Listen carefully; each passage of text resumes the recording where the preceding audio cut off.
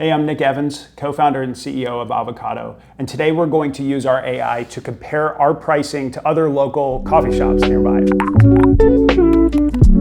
Of course, if you're a restaurant, especially if you're something like a coffee shop that has competitive product, you really want to understand how your pricing compares. It can be really tedious to do, but with our AI, it's so fast. So here we are in the dashboard looking at the AI. I'm going to use text to speech here.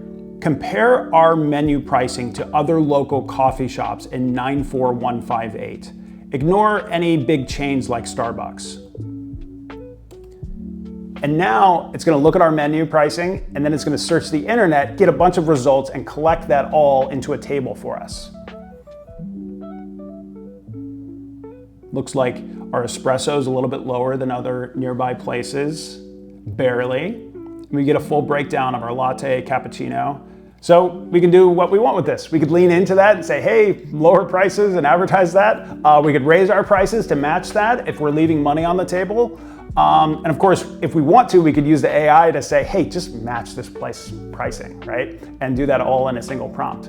But that's all I want to show you today. Just wanted to keep it short. Thanks for watching, and follow along if you want to see more tips.